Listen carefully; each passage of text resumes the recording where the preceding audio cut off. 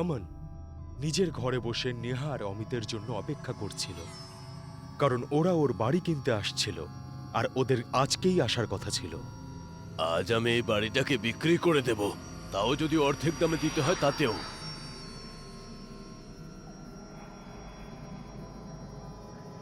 আসুন আসুন, আমি আপনাদের জন্যই অপেক্ষা করছিলাম। ওরা দুজনেই ঘর দেখতে শুরু করে। তখনই নেহা নোটিস করে যে ঘরের সবকটা আয়নার উপর কালো কাপড় দিয়ে ঢাকা। ও যেই কাপড়গুলোকে সরাতে যায়, অমন সাথে সাথে ওকে আটকায়। আরে না, এরকম করবেন না। আমাদের এখানে আয়নার পর্দা খোলা অশুভ বলে ধরা হয়। আচ্ছা, সরি। নেহার এই ব্যাপারটা অদ্ভুত মনে হয়, কিন্তু ও সেটাকে ইগনোর করে। অমিতের বাড়িটা পছন্দ হয়ে যায়। ও একটা চেকে সাইন করে দিতেই যায়, ঠিক তখনই ও খেয়াল করে যে ওর পকেটে পেনটা নেই। কোনো ব্যাপার নয়, আমি পেন নিয়ে আসছি। অমন পেন আনতে যায়। অন্যদিকে নেহা আর অপেক্ষা করতে পারে না। ও তাড়াহুড়ো করে ও আয়নার উপরের কাপড়টাকে একটুখানি সরিয়ে আয়নার দিকে তাকিয়ে ফেলে। আপাতত ওদের দুজনের ডিল সাকসেসফুল হয় আর ওরা দুজন নিজেদের বাড়িতে ফিরে যায়।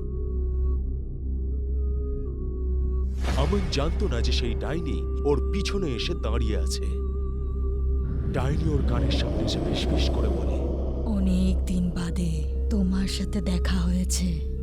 তুমি বাইরে কি করে বেরোলে? ডাইনি এক ঝটকায় আমনের মাথা ঘাট থেকে আলাদা করে দেয় আর ওকে নিজের সঙ্গে করে আয়নার ভিতরে নিয়ে যায়।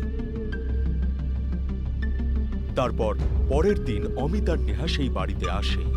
ওদের সঙ্গে ওদের 10 বছরের ছেলে সুমিত ছিল। ওরা নিজেদের জিনিসপত্র গুছিয়ে গাছিয়ে ওখানে থাকতে শুরু করে। মা, এই বাড়িটা তো খুব সুন্দর। হ্যাঁ সোনা, খুব সুন্দর ঘর। আর ভালো দামেই কিনেছি আমরা, তাই না নেহা? সুমিত বল নিয়ে খেলা করছিল। তখনই হঠাৎ করে বলটা সোজা গিয়ে সেই আয়নার মধ্যে গিয়ে লাগে। তার ফলে সেই কালো কাপড়টা সেখান থেকে সরে যায় আর বলটা আয়নার ভিতরে ঢুকে যায়। সুমিত এইটা দেখে ভীষণ অবাক হয়ে যায়। তারপরে ও আয়নার দিকে এগিয়ে যায়। ও আয়নার ভিতরে ওর নিজের মতনই একটা ছেলেকে দেখতে পায়, যার হাতে বলটা ছিল। সুমিত কিছুই বুঝতে পারল না। সে জাস্ট বলটা নেওয়ার জন্য সেদিকে এগিয়ে গেল। সুমিত আয়নার সামনে গিয়ে পৌঁছলো। তারপরে হাত বাড়িয়ে সেই বলটা যেই নিতে গেল, সাথে সাথে পেছন থেকে ওর মায়ের গলার আওয়াজ পেল। সুমিত, চলো এবার স্নান করে নাও। অনেকক্ষণ খেলেছো তুমি। এইভাবে রুমের মধ্যে কেউ খেলে নাকি? তুমি খেলতে চাইলে বাইরে গিয়ে খেলো। সুমিত হঠাৎ করে চমকে ওঠে আর মাথা ঘুরিয়ে দেখে। হ্যাঁ মা, আসছি। ও আবার পেছনের দিকে তাকিয়ে দেখে যে সবকিছু নর্মাল রয়েছে আর সেই ফুটবলটা সেই টেবিলের উপরে রাখা রয়েছে। ও তাড়াতাড়ি বলটা নিয়ে দৌড়ে ঘর থেকে বেরিয়ে যায়। রাত্রিবেলা যখন ওরা ঘুমাচ্ছিল, তখন অমিত একটা আওয়াজ শুনতে পায়। মনে হয় যেন কেউ জানলাটায় ঠক ঠক করে আওয়াজ করছে। ও ঘুম থেকে ওঠে, তারপরে জানলার দিকে এগিয়ে যায়। জানালার পর্দা সরায়, দেখতে পায় যে ওর বউ জানলার ওপারে দাঁড়িয়ে আছে, যার অবস্থা ভীষণই খারাপ ছিল। তার মাথা থেকে রক্ত বেরোচ্ছিল আর ওকে কিছু বলার চেষ্টা করছিল। অমিত কিছুই বুঝতে পারছিল না। আরে কি বলছো? আমি কিছুই বুঝতে পারছি না। আরে মাঝখানে কাঁচ আছে তো। দাঁড়াও, আমি বাইরে আসছি। অমিত এটা বলে যেই মাথাটা ঘোরায়, ও দেখতে পায় যে নেহা অলরেডি তার বিছানাতেই ঘুমিয়ে আছে। এবারও ভীষণই কনফিউজ হয়ে যায়। তারপরে জানলার বাইরে দাঁড়িয়ে থাকা নেহার দিকে তাকায়। নেহা অমিতকে ওখান থেকে পালানোর জন্য বারবার ইশারা করছিল।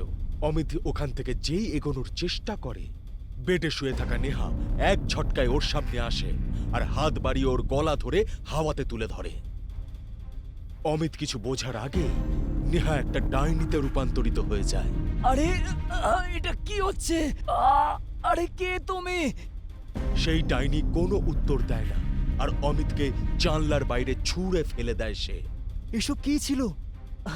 আরো কে? তুমি তুমি এখানে কি করে এলে? এই সব কিছু আমি পরে বলছি। আগে চলো গিয়ে সুমিতকে নিয়ে আসি, না হলে ওই ডাইনি আমার বাচ্চার সাথে জানি না কি করবে।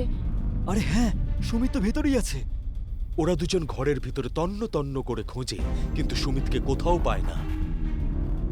ওরা দুজন ভীষণই চিন্তিত হয়ে পড়ে আর পাগলের মতো হয়ে গিয়ে সাহায্যের জন্য রাস্তায় দৌড়তে শুরু করে।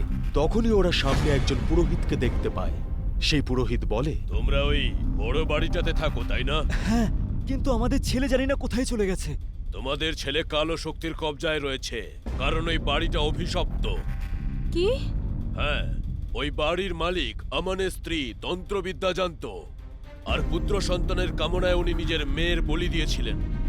সেই মেয়ের আত্মা নিজের মাকে মেরে ফেলেছিল। তারপর থেকে সেই দুটি আত্মা ওই বাড়িতে রয়েছে। যদিও আমি ওদেরকে প্রেত জগতে বন্দি করে রেখেছিলাম, যে জগতের রাস্তা আয়নার মধ্য দিয়ে রয়েছে, কিন্তু এখন কেউ হয়তো তাদের মুক্ত করে দিয়েছে। কিন্তু এবার আমরা কি করব? তোমাকে প্রেত জগতে গিয়ে তোমার ছেলেকে নিয়ে আসতে হবে, কিন্তু এতে তোমার প্রাণও চলে যেতে পারে। যা খুশি হোক, আমি এর জন্য প্রস্তুত। আমি আমার বাচ্চাকে যে করে হোক ফিরিয়ে আনবো। ওরা দুজন আবার সেই বাড়িতে ফিরে যায় আর সেই বাড়ির ভিতরে পুজো করতে শুরু করে। নেহা আয়নার ভিতর দিয়ে মৃতদের জগতে চলে যায়, যেখানে সে নিজের ছেলে সুমিতকে বল নিয়ে খেলতে দেখে। ও ইশারা করে সুমিতকে ডাকে, তারপরে সুমিতকে নিয়ে নিজের জগতে ফিরে আসার চেষ্টা করে সে। কিন্তু এই ব্যাপারটা সেখানে উপস্থিত আত্মারা জানতে পেরে যায়। তারা তাদেরকে আটকানোর চেষ্টা করে। নেহা সুমিতকে নিয়ে চুপি চুপি আয়নার বাইরে চলে আসে, কিন্তু ওর সঙ্গে অনেক আত্মারাও তাদের জগতে চলে আসে আর ওদের উপরে আক্রমণ করতে শুরু করে। আরে এটা কি হচ্ছে? ওই আত্মারা ক্রোধিত হয়েছে, কারণ ওদের জগতে গিয়ে কোনো মানুষ জিতে ফিরে এসেছে। পুরোহিত কিছু বলার আগেই সেই সব কটা আত্মা পুরোহিতকে হাওয়ায় তুলে দেওয়ালের দিকে ছুঁড়ে দেয়। অমিত আর নেহারও সেই একই পরিস্থিতি হয়। অন্যদিকে আত্মাগুলো সুমিতকে ধরার চেষ্টা করতে থাকে। তখনই অমিত আর নেহা মাঝখানে চলে আসে। সুমিতকে আমি বাঁচাচ্ছি, তোমরা সমস্ত আয়নাগুলোকে এক জায়গায় জড়ো করো। আজকে আমি ওদের রাস্তা চিরকালের মতো বন্ধ করব। অমিত আর নেহা বাড়ির সব কটা আয়না এক জায়গায় জড়ো করে, আর সেই সময় পুরোহিত সুমিতকে বাঁচানোর চেষ্টা করতে থাকে। সেই জন্য আত্মাগুলো তাকে ভীষণ কষ্ট দিতে শুরু করে। আয়না এক জায়গায় হতেই পুরোহিত ওইগুলোর উপর গঙ্গাজল ছিটিয়ে দেয় আর রুদ্রাক্ষের মালা ভেঙে সেখান থেকে এক একটা রুদ্রাক্ষ এক একটা আয়নার উপর রেখে দেয়, যার ফলে সেই আয়নাগুলো ভাঙতে শুরু করে। সুমিত এই সময় ভীষণ কাঁদছিল, কারণ সেই আত্মাগুলো সুমিতকে নিজেদের সঙ্গে তাদের জগতে নিয়ে যাওয়ার চেষ্টা করতে থাকে। বাঁচাও, বাঁচাও মা, আমাকে বাঁচাও, বাঁচাও। তুই কাঁদিস না সোনা, তোর কিচ্ছু হবে না। হ্যাঁ, আজ আমার যদি প্রাণটা চলেও যায়, কিন্তু আমি তোর কিচ্ছু হতে দেব না। ওই আত্মাগুলো সকলের ক্ষতি করার অনেক চেষ্টা করতে থাকে, কিন্তু আয়নার উপরে গঙ্গার জল আর রুদ্রাক্ষ থাকার জন্য ওরা ভীষণই দুর্বল হয়ে পড়ে, কারণ সেটাই ওদের জগতে ফিরে যাওয়ার রাস্তা ছিল। আয়নাগুলো পুরোপুরি ভেঙে গেলেই সেই আত্মাগুলোও একে একে মুক্তি পেয়ে যায়।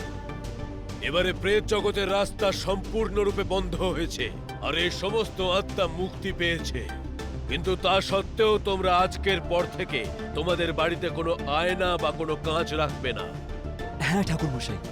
ঘরে লাগানো তো দূরের কথা, আমি তো আজকের পর থেকে আয়নার দিকে তাকাবোই না। সেই দিনের পর থেকে সেই তিনজন আনন্দে নিজেদের জীবন কাটাতে শুরু করে।